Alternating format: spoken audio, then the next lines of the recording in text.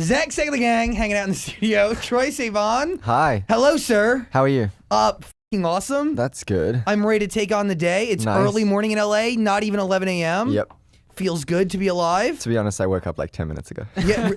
Hey, no problem with that. Yeah, and I'm 15 minutes early, so I'm like I got dressed very quickly this morning. Very impressive. How long does it usually take?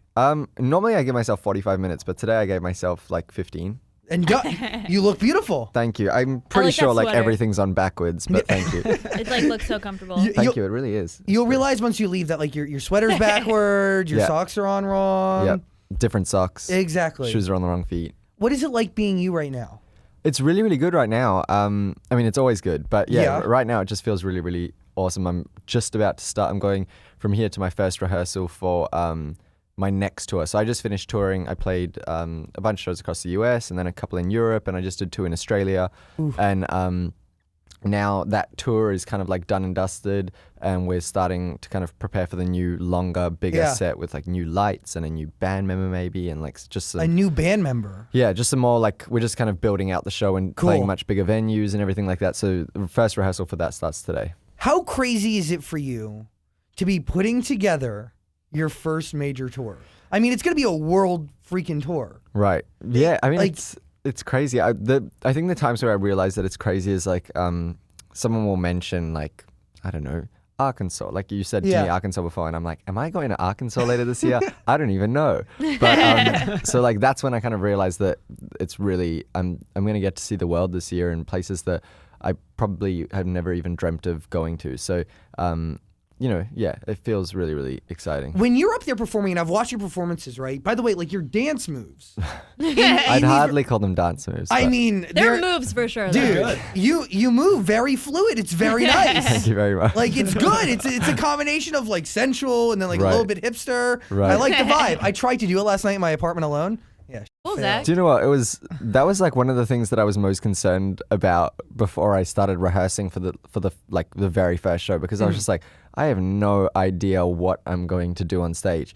And then it was so weird. I went to the first rehearsal and they were like, there was a band, they were playing my songs. It was nice and loud. And I just like started like, I guess, dancing around like I dance in my bedroom when I'm like really feeling a song. Vibing out, And man. I was like just like vibing out, and then I guess I just carried on doing that. And so that's exactly what I look like when I'm like dancing around my bedroom. So yeah, just kept it real. That's exactly what I want from a Troye Sivan show. Like straight up. Yeah. Because I feel like awesome.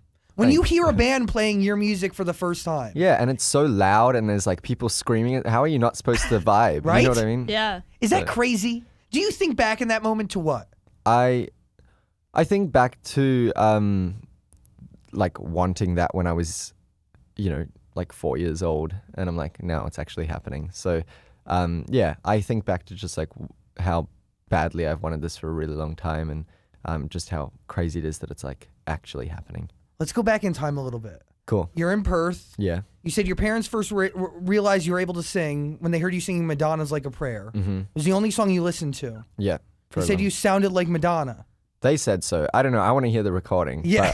But, And you yeah. need proof. Yeah. No, I found out we had like a Windows computer, and I figured out how to use Windows Media Player and play that one song just like over and over and over again. And so, and we had this huge like games room, playroom for us kids, and I would just run around in circles like singing the song over and over again. I thought it was the best song in the world. I still think it's such a good song.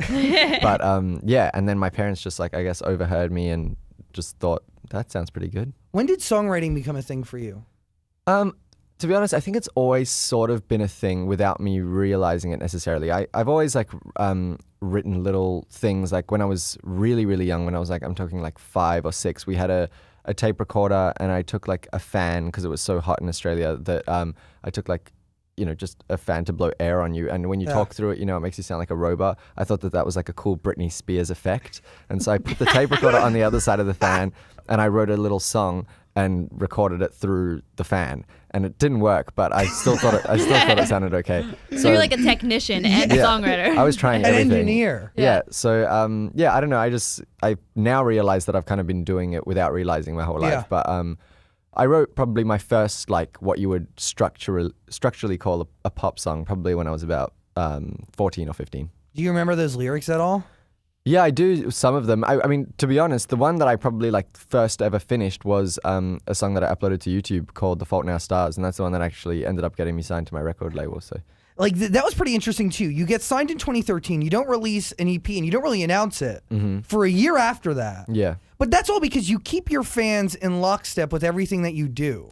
Right, yeah. I mean, I think it was just because I had been uploading YouTube videos for a really long time. Yeah. And so I had this like audience that was really excited about everything all the time, which is amazing. And so at the same time, though, I really wanted time to be able to just like figure out who I was as an artist and what I wanted to say. And now all of a sudden I had such a bigger platform to do it on. I had like, you know, I didn't have to go and sing into fans anymore. I could go and like actually go into a studio and do it. And so I wanted to just make sure that I gave myself time to like mess around and play around. And I'm so glad that I did it because like for me in the studio, every single day is such a big learning curve and such a big like, you know, there's just so many potential ways that things can go. And so there's a lot of decisions involved in like where you want to go and what you want to say and how you want to sound. And so I'm glad that I gave myself a lot of time to kind of figure that out. And I still don't even, I would have loved more time, but you know, yeah, I'm really happy with how things are going now. So Like Blue Neighborhood, wild. I mean, the youth. I mean, these songs are just, they're so different, so Right. powerful, just real. I don't Thanks, think there's no. I mean, you're talking to a dude who's been doing radio for 8 years, playing pop music for hours every day since I Right. was 14. right. Like, there's nothing like it for this generation right now. Oh, thank you. When you're going into that studio, what do you go in with? Are you going in with loose concepts of songs? Are you going in with a vision? Are you going in with a melody? What starts a song for you? It's kind of different every time. You know, it starts from all of those things at different times. So, you know, sometimes I'll go in with a melody or something like that I've recorded on my phone, or sometimes I'll go in with a particular lyric or just like a particular feeling or a story that's going on in my life. But I think kind of the thing that is consistent for me that I always go into the studio with is just like a standard that I kind of put on myself as far as what I think is cool and what I think is good, and making sure that I try my very hardest to kind of keep up to that standard. I just want things to be interesting for the listener, you know what I mean? So I never want to like undermine my audience. I think pop music kind of got a bit of a bad name for like banging people over the head with these overly simplified songs, and I don't think that it necessarily has to be like that. I'm all for simple pop music as long as it's like simple because it's amazing as it is, you know what I mean? So I think it's just about kind of like hopefully finding the good stuff. I mean, the whole album is personal. It's a story. Right, totally. Was any of the music videos, like, was any of that personal, the inspiration for that? So no, thankfully the music videos were not like autobiographical. Because I was watching, I was like, oh no. Yeah, no, they're pretty sad. But I mean, all of the music is all of it. But the music videos I saw as just a real opportunity to kind of tell a story and shine a light on an issue that I really wanted to shine a light on. So took that opportunity to do that. But the music was very much like personal and autobiographical. Like, can we take a second to talk about the music videos? Sure.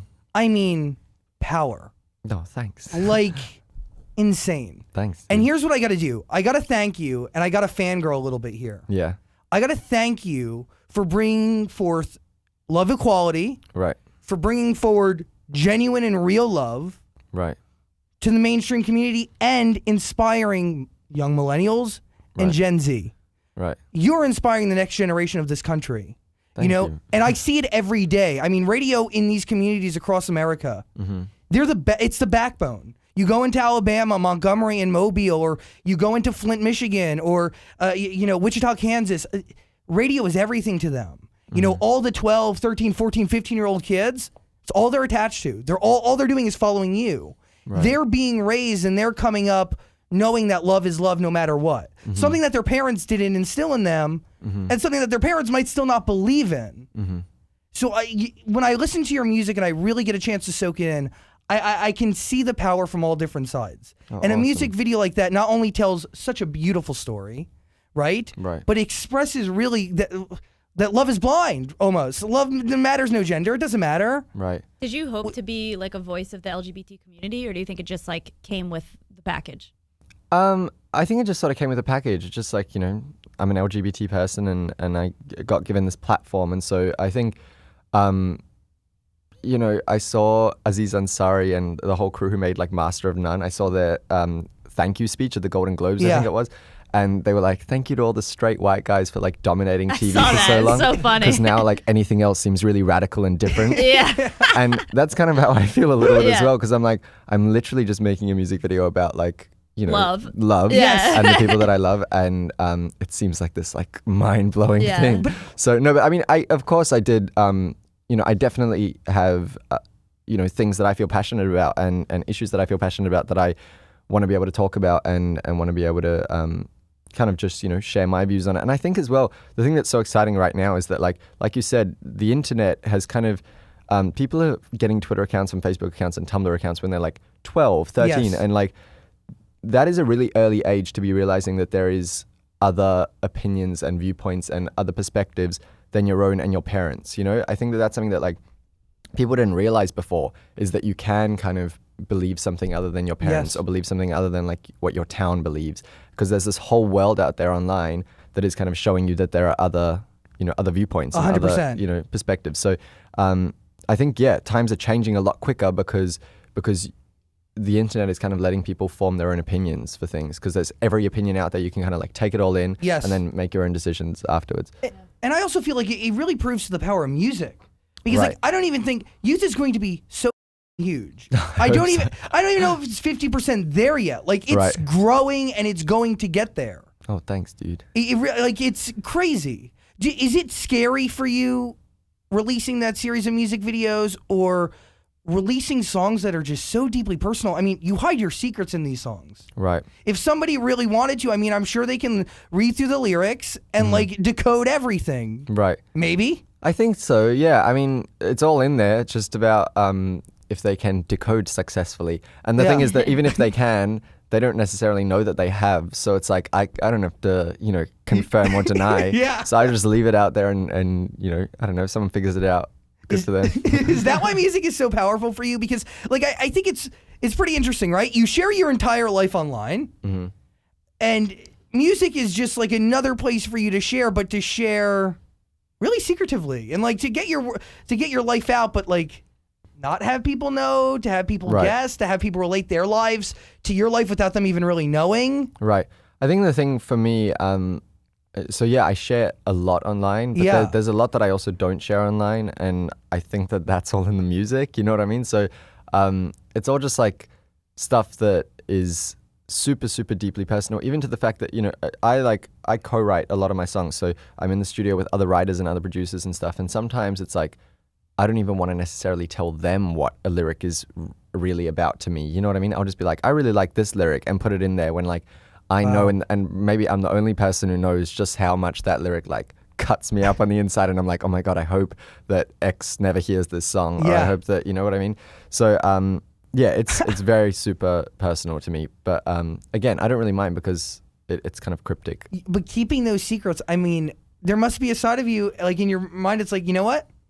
I'm going to keep this for me. I don't need to let the world know that this Right. lyric is just, Yeah. this hits me. Right, and as well, I think something that, like, one of the people who inspired me most to start songwriting was Amy Winehouse, and she used to write with such, like, specificity, is that the word? Yes. Specificity. And, you know, at the same time, I listen to her songs and I feel like I can relate more than, like, I can relate to, you know, every pop song on the radio that's, like, trying so hard to be relatable and trying so Yeah. hard to say something super kind of generic that hits home with everyone.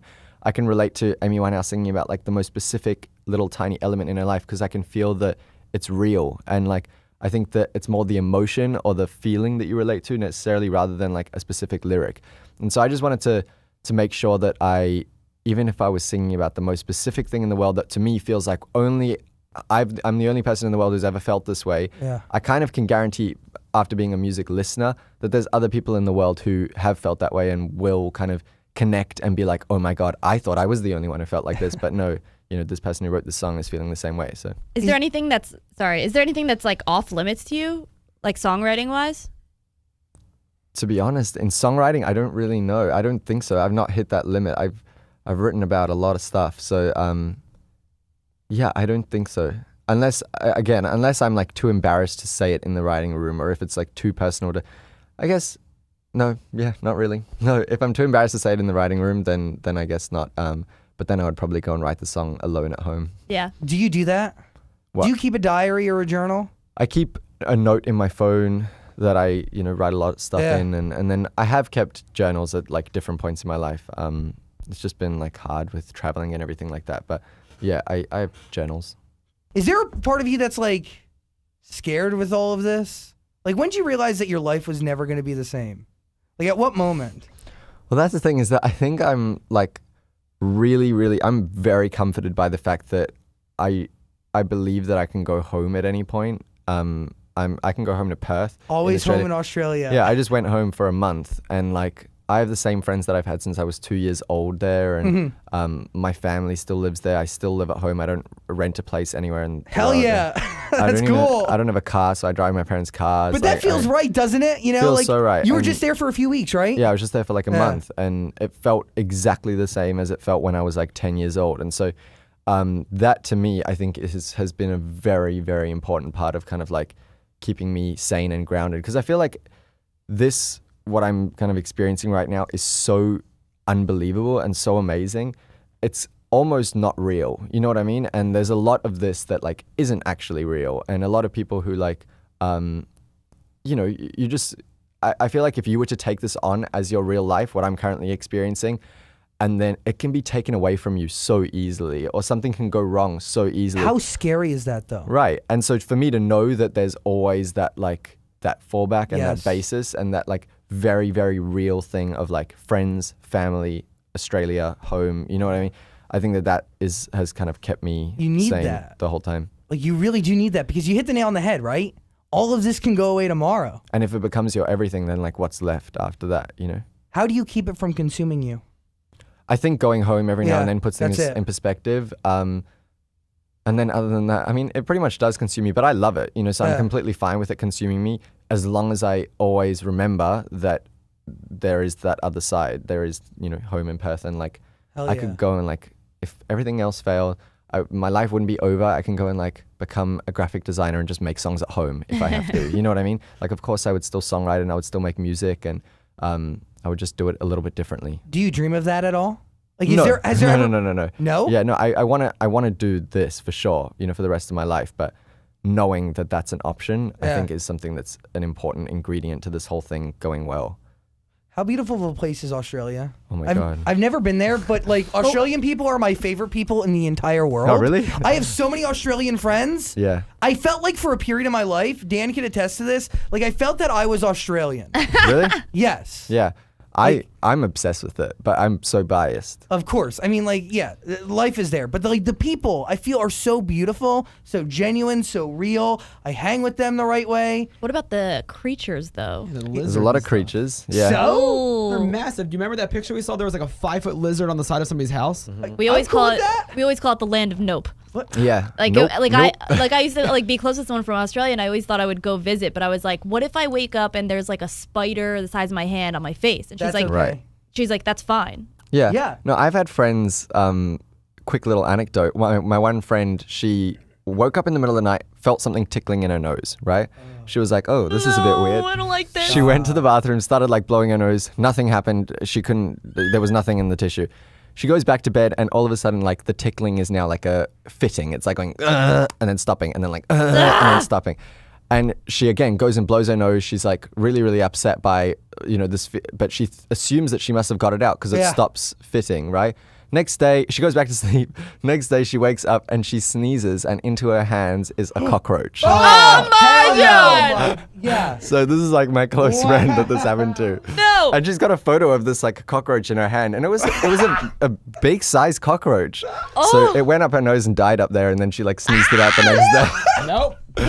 So yeah, Land of nope. No, thank you. come on down, come visit. Like, there was a part of depression in my life where I was like, you know what? I'm going to leave America. I'm going to go to Australia. People like me there. There's really great radio. You would Yeah. get eaten. No, by You're not. what? You're not strong enough for Australia. The spiders will like sniff you out like, an American. One of my recurring fears of moving there was like fighting with a kangaroo. kangaroo. Like, I feel like that would be me. Like, I'd go and try to pet one or become its friend, and Right. it'd sock me in the face. There's this YouTube video going around right now where obviously Joey's little baby kangaroos, they Yeah. go in their mum's pouches. Yeah. And so apparently, I didn't know this, which I'm really ashamed of, but this guy literally walks up, he's like, how to catch a kangaroo. And he walks up and he takes one of those little like shopping bags that's not plastic, and he goes and he puts it by the Joey, and the Joey just like hops into it as if it's his mum pouch. And then like he walks away carrying it away in this little bag. So it's as easy as that apparently. Wow. I kind of want to try that. Yeah, I also really want to try that, and I actually can. I've got kangaroos like really near my house. Yeah, I'm probably if I you show up with like a black eye, just know that I got punched by a kangaroo. You got attacked by a mama kangaroo. Yeah, exactly. Just trying it out, man. Yeah, I mean, speaking of black eyes, you got hit in the face with a water bottle the other night. I did. How'd that feel? It was fine.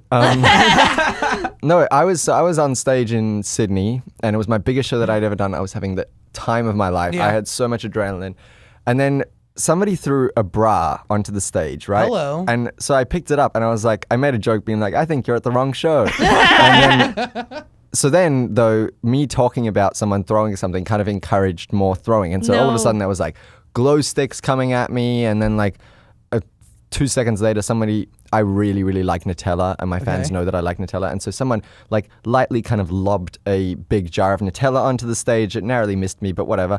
And then I guess this one person just got overexcited and threw their water bottle, and it just like kind of went at a different trajectory than they thought, and square like hit me in the face. They were feeling it. Yeah, well, no, so then I don't know if this is like really the person or not, but we got an email the next day being like, hi, I just wanted to say that last night was my first ever show, and I got so excited and I threw a water bottle, and I didn't expect that it would hit you in the face. I'm really, really sorry. And but yeah, everyone's like picked up the story and ran with it that I got like attacked at my show, but I think it was really innocent. That girl will never forget that. Yeah, and I won't ever too. So yeah. Do you ever realize that you are making like the most insane memories? Like you're accomplishing some insane Right. But two, like things that you're going to remember forever. Also, you're making moves that define you. Right. Really. I mean, does that ever settle in? Like, have you done something that was like, you know what? I need to remember this because in 20, 30 years from now, I want to look back on this and remember exactly what I was doing. Yeah, I think about like showing my grandkids stuff a lot. Yeah. Because my mum, when she was younger, she was like a model in South Africa, and she did it from when she was about 16 to when she like had my older brother. And she's got this like portfolio of like magazines and stuff like that she was in, and videos of, you know, her doing like TV commercials and stuff. And one of my favorite things to do when I was like a little kid was go through my mum's modeling portfolio and see all these like really pretty pictures of my mum. And so I have this like vision that one day I'm going to have kids and grandkids and be like, I was on the cover of Rolling Stone, and like none of them are going to care. But yeah, I just want to be able to like show them that one day. So that's what I think about quite a lot. It's pretty special. Yeah. Like really special. Yeah. How do your parents feel about all this? They're so stoked. Yeah, you know, I think so. I have literally done this since I was so young. Yeah. That they have just been so supportive without ever being pushy about it. And at the end of the day, they kind of all they care about is me. And, you know, so I think that's a really important thing, that they haven't kind of got caught up in all of this. And, Yeah, easy to get caught up in. Totally. And they, you know, they come on tour with me every now and then to make sure that I'm like healthy and having fun and stuff. Hell And yeah. just there to like look after me. And it's so nice. Hell yeah. How do your siblings feel? Are they cool with it? They're all cool with it, yeah. Like I said, I've been doing this for so long, just in different like Yeah. kind of capacities. So, you know, when I was really, really young, it was like school talent shows, and then it kind of progressed to other stuff. But I've always just been like doing something. And so I think it's kind of normal for them that I'm up to something. It's just that like these some things are a lot bigger than the some things that I used to do when I was younger. When you first took on YouTube in 2007, Mm-hmm. and I find that whole period so interesting because it was right around the time that I started doing radio. Right. And I started doing radio on the internet, and like, Oh, cool. you and I know, like nobody was streaming radio then. Mm-hmm. People were barely saying like, "Let me YouTube this." Back in 07 and 08, it was like a different universe, like completely. Yeah. What started that for you? Like, was it you on your own, just own focus and own passion, just driving that? Was it somebody else? So no, basically I did a performance in like a shopping center, and someone filmed it. Okay. And my cousin was like, from South Africa. He was like, I saw a video of you performing, and I was like, how did you see that? You live in South Africa? And he was like, no, I went on this website called YouTube, and there was a video of you on there. And so I went and found it, and I think that was like the context that I found YouTube was that anyone could upload a video, and Yes. so I kind of got that immediately, that I could put myself on there. Yeah. And so then I saw this one girl who had uploaded a video and she had 1 million views. And so I was like, oh my God, this is what I'm going to do. This is it. So I uploaded a cover of her song so that she would see it, and she did, and basically just haven't stopped since then. Wow. That's a life-changing moment. Totally, yeah. Do you think you'd be accomplishing what you're accomplishing today without YouTube? Oh, no ways. Yeah. Do you think you'd be making music without YouTube? 100%. Yeah. Yeah. I would be doing it, I guess. Different I path. don't even know how I would be doing it, because the whole thing of like performing at like a bar, hoping that you'll get spotted by a record label or something like that, Yeah. that seems really, really foreign to me. So I don't know if I would be doing it in a professional capacity at all, Yeah. but I would of course be doing it. Are you into At like home. like YouTube culture, like, you know, like stalking a bunch of videos, viral stuff? I watch like the trending videos every couple of days. I'll go in and see that. I don't really watch much YouTube anymore. You know, as far as like Vloggers? yeah, I don't know. I just don't really, I guess, have the time really. But yeah, I'm definitely a part of that whole like culture for Yeah. Oh, sure. yeah. What Okay. do you think it is about people like you and Shawn Mendes that can take the YouTube success and take it mainstream? Because some people can never break that. Right. I don't know. I think, to be honest, it's a lot of like very kind of, it's hard work and effort and kind of thinking, you know, there's a lot of thought that goes into it, just because I think it's not an easy thing to necessarily do. So, yeah, I so take my hat off to him. He's absolutely smashed it. And yeah, like, good for him. Okay, so pop music's a little bit different there, obviously. Yeah. What do you vibe with? Like, is there anybody you're a fan of? What do you think? Because I the more and more I see, like, I see a clear divide. Like, with every artist that comes in here, there's starting to become, you know, a divide that's between, you know, artists who write their own music and artists who don't, right?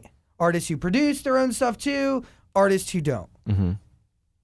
Do you feel like that exists for you? Do you think differently when you hear a song by an artist that, you know they didn't write?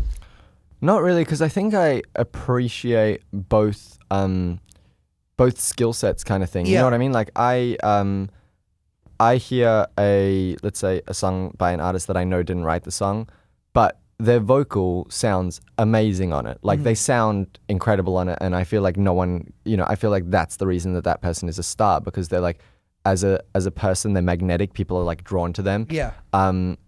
And then as a singer, they just have a great voice for pop, let's say, you know, and I completely respect that, because I've met songwriters who can write incredible songs but can't sing to save their lives. And so I just kind of see it as, if you can do both, amazing, good for you, and that's like awesome. But I also just appreciate both skill sets, you know, separately. When you're listening to music now and you're in Australia listening to Kiss, are you studying the music? Are you listening differently than Totally. you used to before? Yeah, that's been for a really long time. Though. I kind of like, I find it hard to talk to people. If there's like a song that I haven't heard on in the Yeah. background, I'll completely like zone out during the conversation Yeah, and catch screw myself. you. I need to listen. But it's just because I really, especially since I started, you know, like writing a lot more with a lot of, you know, pop writers and stuff like that, I'm so fascinated by pop music and the structure of it. And like, I don't know, you know, someone like Max Martin, I could listen to a Max Martin song like for the rest of my life, pretty much, just analyzing how insanely perfect it is, Yeah. and its like simplicity and its hookiness and everything like that. So yeah, I love listening to music like analytically. Do you think music today fails to have meaning? Not necessarily. I think some of it does, you know what I mean, but some of it has a lot of meaning. So yeah, you know, one song that I'm like really feeling at the moment that I know everyone is, but like Here by Alessia Cara. So good. I hear that song and I'm like, that does have meaning. And she wrote Yes. that. You can hear that she like wrote that. It sounds like she wrote it on her like notes while she was sitting at a Yeah. party. You know what I It's mean? completely visual. Which I can totally imagine. So Too good. you know, yeah, like someone like that, I'm like, that's really cool that she's having some success with that song. Do you like, I mean, for me, I love seeing the next generation of music. Like you say, you mentioned Alessia Cara, right? Sister is the next gen of this industry. Right. Like, it's f***ing awesome, Yeah, right? totally. And you see that across the board. It's pretty amazing. Yeah. I feel like there's a really kind of cool group of people coming up in the music Yeah. industry right now. I'm really excited by a lot of the people that are kind of rising up. Like going against the pop music grain, I think, a little bit. Yeah, totally. I think, to be honest, I think that just in general, pop Yeah. music had a very kind of formulaic couple of years where a lot of stuff sounded very similar. And now, and then I think people got bored with it. And to be honest, I think a real like turning point was a song like Royals going as big as it was. Yes. I think that was when things kind of shifted a little bit and everyone realized, okay, people are ready for something for fresh sounds, you know? And now I feel like it's like the whole like Major Lazer, Diplo, you know, Justin Bieber sound, which is also, you know, like a couple of months ago, that was super, super, super fresh. I hadn't heard anything like that, you know? And now it's like, you know, huge on the radio. So I think it's just like, you know, music is constantly changing and pop music is constantly changing. But right now I feel like people are looking for interesting sounds. Yeah. I think they're looking for a story, right? Right. They're looking for story, they're looking for meaning, and they're looking for impact. Like they're looking for a song to hit them and really resonate. Like Right. and I think that's what youth does. I also think that's what Wild does. I mean, thank you. I think that's what the video series does. I think that's what Blue Neighborhood does in general, right? Thanks. It resonates and you feel it. Thanks so much. It's like people love it. Does that like how do you when you read a positive review, like what do you feel? I was like totally not going to read any reviews. Yeah. And then as soon as I saw that they were positive, I was like, okay, I'll read it. So I read them. I don't know. I'm really, you know, that to me, kind of just, it was just such a nice little like affirmation that, you know, that I did the right thing, I think, because there was times, so many times where I thought, you know, again, like I said earlier, how many decisions there are in the writing process, you know, just making those decisions and there was a million and one ways that I could have gone with the album and to kind of go in the direction that I went. I wasn't sure if it was like the right move or not. It felt right to me and it felt like the most honest thing for me to do. But, you know, I didn't know if it was going to like work or whatever. And, but did you care? Not really. I think the thing was like some days I did and some days I didn't. And often it was like the days that I didn't care. I can hear when I listen back to like demos, I'm like, no, this is a day where I was trying to be like blah or like this person or like that person. Whereas all the songs on the album, I'm like, this was a day where I was literally just in the studio trying things, like having fun and making what I thought was exciting music. It's scary to see how like the outside world could affect that. Oh, it's totally. I think it's probably a problem for a lot of musicians, just because, like I said, how actively I listen to music and how analytically I listen to music. I'm so easily influenced. If I hear something that I think is awesome, chances are I'm going to want to try that and And if I'm in the studio the next day, I'll probably write something that sounds like that song, or you know, that was like inspired by that song in some way. And so that's wrong. Well, no, not necessarily wrong. It's just like, you know, how do I know that that's not something that's just going to inspire me for like a week and then I'm going to get over it kind of thing? You know, I wanted to make sure that this was like something that I feel like had my, felt like that had some longevity to me personally. Cool. You know, these are like the songs that inspired me to, you know, that inspired the sound have been songs that I have loved for like years at a time. And so letting those inspire me, I was completely fine with, because I was like, to me, this feels really timeless as an inspiration. So yeah. Timeless is key there, right? You think about music, right? And you think about, like, I always think about it here. Are there songs I'm playing right now that I'm going to be playing on the radio in 30 years, right? Like the oldies format in radio that we have here in the States. Like, I'm going to be doing that one day, you know, in a wheelchair with a walker. I'm hoping to be still playing you. I'm 99.9% sure I will be. Scary. You know, youth, it is scary to think about. But I also think about the other songs out there, right? Right. I don't know necessarily if those timeless records exist.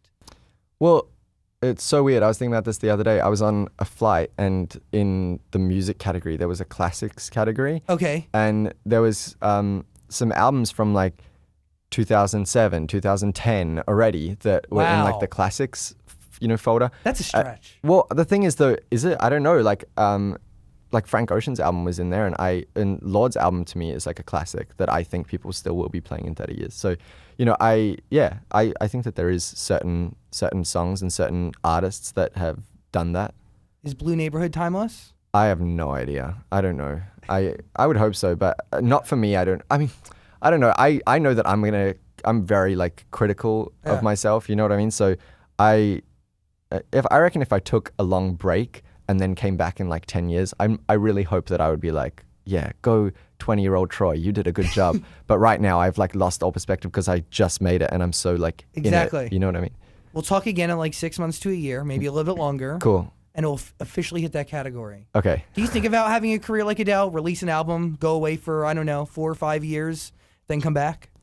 I think about being happy, and you know, I think that that's something that I think another thing that I've kind of realized, and I've only realized this by going home, is just how like intoxicating all of this can be. And like when I'm in LA, I wrote a song about it on the album. It's called Cool. But like when I'm in LA, I think how I'm like, yeah, I would really like a Mercedes Benz, or I would really like a nice big apartment or something like that. And then I go home and I'm completely fine to just get like, I don't know, some random tiny little car, and it just makes no difference to me whatsoever. And so I think only going home though makes me realize how easily affected I am by it all. And so yeah, I don't know, I just want to make sure that I'm like, that I stay kind of level-headed and grounded and keep that perspective throughout all of this, because otherwise I think it'll really kind of mess with me. And I think I can see how easily you could just go and go and go and go forever wanting more. Exactly. Whereas like someone like Adele, to have the perspective of like going away for 5 years and having a kid, she comes back and she's like, oh my God, this is so crazy. Everyone loves the album, lol, and then goes home to her baby. You know what I mean? Jesus. Yeah, like peace out, have fun with it. Thanks. When I listened to Cool, I felt the same exact way. Right. Right? I thought of LA. I thought about going home to New Jersey, and how the fact that here is, you're right. You get caught up in it. You want what the other guy next to you has. Right, and you think you won't get caught up in it, but you do. Always. Because it's everywhere. Yeah. You're immersed in it. Yeah. It's crazy. You know, Adele said that you helped inspire her to get back out on the road. She saw you and your fans. It was very indirectly me, but yes. I mean, come on. She still said it. She Yeah, knew you. She said my name. She loved you. Yeah. That's pretty cool. That was really, really cool. Sister's a queen. Yeah, 100%. Like- 100%. Insane. Yeah. Personal life, how's that going? Does it exist? It does, yeah, it's good. Yeah, I don't know. Like I said, I've got really, really, really good family and friends. Yeah. And in LA and here. Oh, sorry, in LA and in Australia. And so, yeah, it's good. Blue Neighborhood. The album is out now. I'm telling you. I'm sure you've heard it, but you need to hear it if you haven't. It's f***ing awesome. Thanks. I want to play a game that we called Spill or Strip. Cool. You're down with it? I'm so down. We're going to ask you a series of questions. Yep. Every question you decide not to answer, Yep. Jill and Heather are going to get real naked. Okay, I'm really sorry in advance if Oh, you no, get we brought extra completely clothes. naked. Okay, cool. They brought layers? All right, nice. So nice. are we ready to do this right Oh now? yeah, I'm gonna put a few more layers on. Okay, let's go. Oh, cool. That makes me feel much more at ease. And yeah, like a few more layers. But the questions aren't crazy. And the other thing, like, I realized that you share so much on YouTube. Yeah. Like, this was one of the hardest interviews I felt that I ever had to prep for, because you say everything. Like you have videos where all you do is talk about sex. Right. Like, how comfortable and how long does it take you to get that comfortable in front of a camera? Well, I don't talk about my Your own sex. I don't talk about my own sex. No, I talk about no, like for example, for those videos, I worked with Durex, and Yeah. it was because I realized that at 19 years old, as a gay person, I knew like nothing about HIV/AIDS, and it scared me so much. And I was like, okay, well, you know, I realized that if I don't know a lot, chances are my audience probably doesn't know a lot either. Yeah. And so I wanted to kind of just make sure that I'm using my platform to talk about things that affect young people. And so, you know, real things, even if it's a little bit uncomfortable sometimes. Yo, and that's what the world needs. And that's what the next generation needs. And I mentioned that earlier, right? Right. I thank you for that. No worries. I mean, like, there's a huge void, and I see it every day. I talk to hundreds of people every night from all over the country, all walks of life, all different ages. Right. Millennials, younger side, Gen Z, they need it. They Right. need it 100% because they're not actively getting it. Mm-hmm. And if they're raised knowing and feeling that, you know, homosexuality in any form is wrong, or being trans is wrong, or not knowing about AIDS and what it really means, completely wrong. They're going throughout life just being, I don't want to say raised wrong, Yeah. but being raised a little narrow-minded, Right. you know, with not an open mind. But because you're in their lives, Well, that's the thing, is that I just feel really lucky that so many people have kind of like let me into their phones every day, and Yeah. you know, onto their computer screens and stuff, and now hopefully onto their radio. And so yeah, I want to just make sure that if I've got this opportunity and this platform, I may as well try as hard as I can to make sure that I'm actually talking about stuff that matters. how often does that hit you, the power of your audience? Fairly often, because I get to now see it in real life, especially, you know, at the Sydney show, the one with the water bottle incident. There was this like little campaign that the kids did that they held up signs that said hashtag because of Troye, and then like a little, I don't know, they wrote a little thing each. And it was like, the one kid held up a sign in front of everyone that was like, because of Troye, I came out to my mum. and his mum was standing there with him, and he was standing there, and it was just like, you know, that kind of makes me realize that we're definitely like onto something as far as, you know, this path that we're going on. So It's amazing. feels good. It really does feel good. Yeah. It's inspiring, and it's also comforting. Yeah, totally. You know, completely comforting. Are you dressed? Oh my God, you look amazing. Thank you so much. No worries. Get on the microphone, please. Like, you know, I'm an LGBT person, and I got given this platform, and so I think early September, I feel like we kind of made it like official, but Okay. we were like talking because he was Yeah. on tour.